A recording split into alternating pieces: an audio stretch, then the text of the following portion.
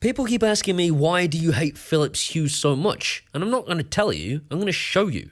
Okay, so the ambient light of this room is measuring around 5.3, 5.2 lux, and we're going to switch on the Aqara bulb first on its coldest white setting, and we should be able to see about 436-ish lux. So we're now going to do the same thing for the Philips Hue bulb on its coldest white setting.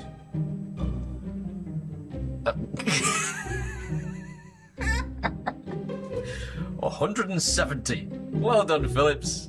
Well done indeed. Gosh, it's still dropping. 166.5. That's poor. And these bulbs not only crap all over Philips Hue for brightness and saturation, but they're also dual protocol. Hey, they've got Zigbee and Thread in them. And I'll tell you why in a minute that matters. See what it did there? It matters. They come in bulb shape and spotlight shape, but more importantly, possibly than the light bulb, is the fact that Aqara have also released their new light switch, which also has both Zigbee and Thread built into it. Relay switch, wireless switch, wireless switch. Aha! So these at the top will turn your lights on and off traditional way, and could be added to Amazon Alexa, Google Home, or Apple Homekit. And these are wireless switches, and they are able to start routines in the Aqara app. So they're interesting. So this is kind of exciting. I have got it now connected to Home Assistant using my Apple HomePod as the thread border router, and if I click these buttons, I can use them in routines. So Home Assistant has access to these buttons, which is awesome, and of course I can turn the individual lights on and off too. That's exciting, and that makes me think I need to install this now. I might actually go and put this in my house. This video is sponsored by Aqara, but as well as all the good things about this device, I'm going to tell you all the bad things too. Of course my phone is connected to Wi-Fi, you son of a bitch. It's right there, dude. It's right there. Connect! Connect! Unable to add accessory. Why wouldn't it be? I mean, why would it be able to add it? What a ridiculous concept! Gets pretty bad.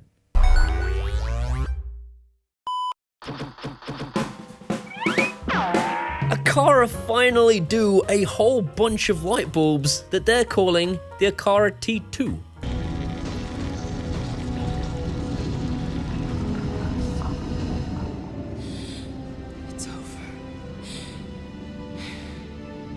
Strictly true, is it? Could you just toss the sequels in as well?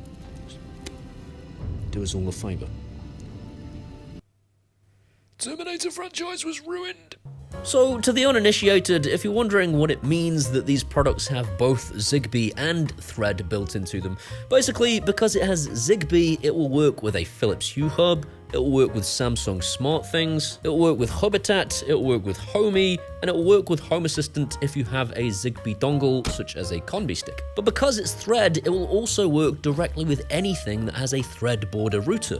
This not only includes Amazon Echoes, Google Home speakers, Apple HomePod minis, and Apple HomePods, and basically anything that claims to be a Thread border router with Matter enabled. And perhaps you're thinking to yourself, why does that matter, Paul? Well, the answer to that question is that not only does it mean you can switch between ecosystems should you one day decide you've had enough of Jeff Bezos's little rabbity friend, or you've had enough of Google Home's endless garbage, so you can take these things with you to a new ecosystem. It's entirely future-proofed, but more importantly than that, probably to a lot of people, is the fact that it all operates locally because it's Thread, or locally because it's Zigbee if you're using it on a local Zigbee hub. And this means that there is no cloud element. You can actually set this thing up without even using the Aqara app. I can connect this device directly to my Amazon Echo without opening an Aqara app. I can connect it directly to a Google Home speaker. I can connect it directly to Home Assistant, Samsung SmartThings, Habitat, Homey, anything that claims to have a Thread hub. So if you have a tinfoil hat on right now, you'll probably take it off. What, and have Jeff Bezos watch me through my light bulb? I don't bloody think so! Yes, Jeff Bezos is watching you pee. He probably is. So why do I hate Philips Hue? Well, aside from the fact that this thing costs £20 more than this thing, minimum, and is underperforming this thing in almost every single one of my tests, Here is Mr. Saki to explain exactly why I hate Philips Hue. They're a bunch of pricks! Mr. Saki, you can't say that on television. They're a bunch of unscrupulous pricks! That's right, boys and girls. They're a bunch of unscrupulous pricks. Look up the Phoebus cartel. They've been at it for over 100 years.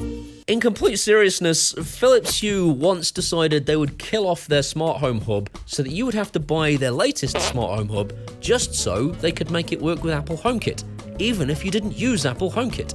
They actually killed it from across the internet, made it entirely pointless, and we all had to put it in a bin. I can't factory reset this bulb. So even though I bought it originally for Philips Hue and later on decided I wanted to use it with Habitat or Homey or Home Assistant, I can't reset it because I don't have a Philips Hue remote. Instead of being able to turn it on and off 10 times to put it into factory pairing mode, you have to buy a Philips Hue product to put it into factory pairing mode. What kind of bullshit is that? But most importantly of all, and the thing that really winds me up, is the fact that Philips Hue users will tell you, it just works! It just works! It just works! It just works! Does it? Not my experience. I have a Philips Hue LED strip in that wardrobe right now with a dead LED in it for absolutely no reason. And I have a £5 LED strip in this cabinet behind me that is brighter than the Philips Hue LED strip that I got off Amazon that has been in that cabinet for about 10 years. What do you think about Philips Hue, Paul from the past? Garbage, mate. Yeah, we finally agree on something. Here to explain all about exactly what the light switch is, what it does, and how it works is Paul from the past. Take it away, Paul from the past, you dickhead. We don't get on. We've never got on. So this is an ordinary bulb, this is a smart bulb, it's actually the Aqara bulb we've been testing today, and this light switch is not what we want because we want to have smart control over this, and we want this to not get its power cut every time somebody does this, because if they do, this thing will keep factory resetting. So we're going to replace this with a smart light switch. Aqara. Aqara. Aqara. Aqara. Aqara. Aqara. Aqara. Aqara. Aqara. Happen to do one, as already discussed. So this is the switch we're going to replace it with. All we got to do is get these cables swapped about. So we turn the power off at the mains, so go and do that before you do anything. And you test with a multimeter to make sure it's definitely off before you do out. Otherwise, you'll die. Okay, that shouldn't have happened.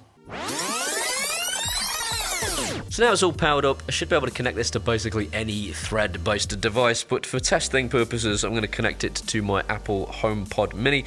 We're just going to hit plus button, add accessory, and then more options, and I should be able to see it. Aqara Light Switch H2.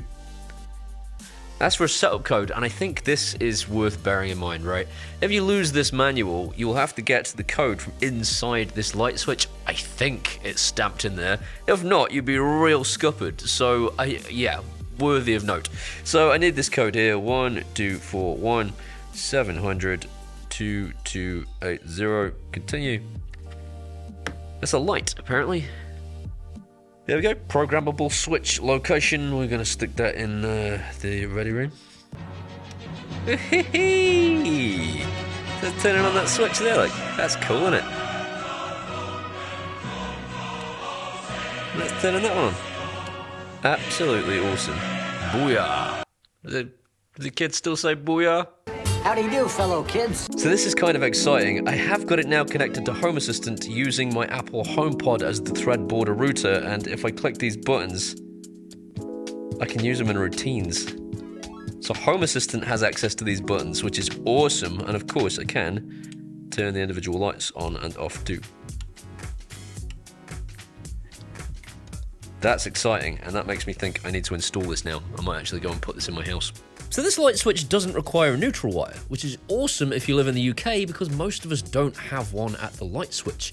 If you have a back box deep enough for this thing, because it is quite chunky. That's got a big old butt. 3 centimeters exactly.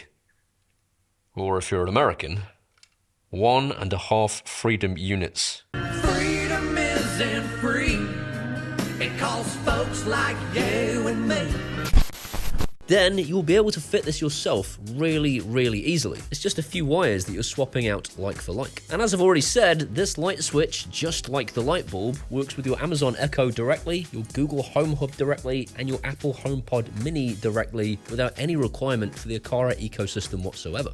There is just one caveat, and that is the two little buttons at the bottom can't be programmed to do anything at all without the Aqara ecosystem. And this brings us on to the elephant in the room.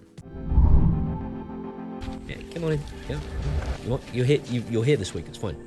So, the light bulb is awesome. I can't fault it in any way, shape, or form. It's brighter than Philips Hue. It connects to all of your different ecosystems. It doesn't require Aqara if you don't want to use Aqara, but it does work with Aqara's ecosystem if you do want it to. It has Zigbee and Thread, so it can connect to literally anything.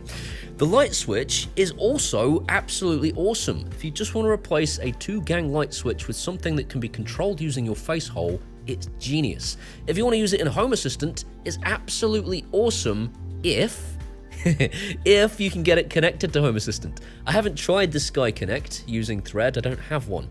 If you want to use your Amazon Echo, it doesn't work for some reason. I can't use my Amazon Echo as the Thread border router to connect it to Home Assistant. Why?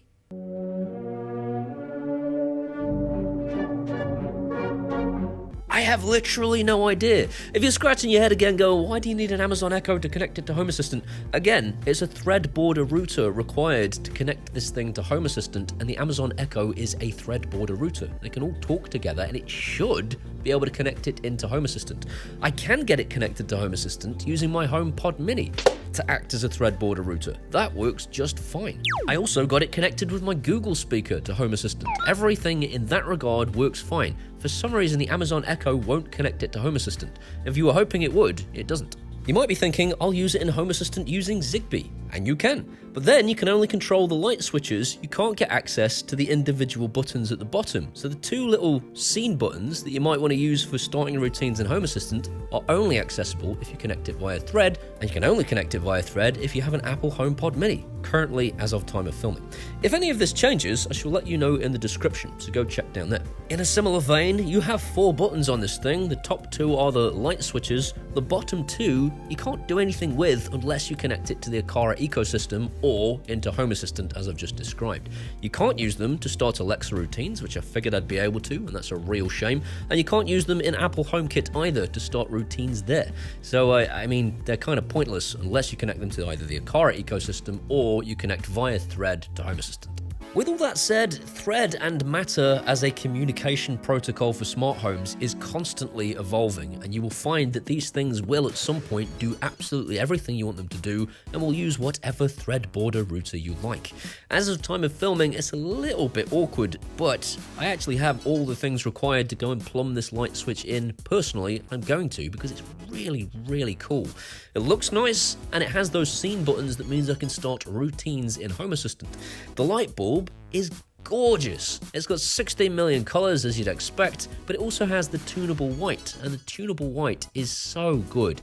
You can do everything from daylight to warm white to cold white, and it is far brighter than Philips Hue will ever be.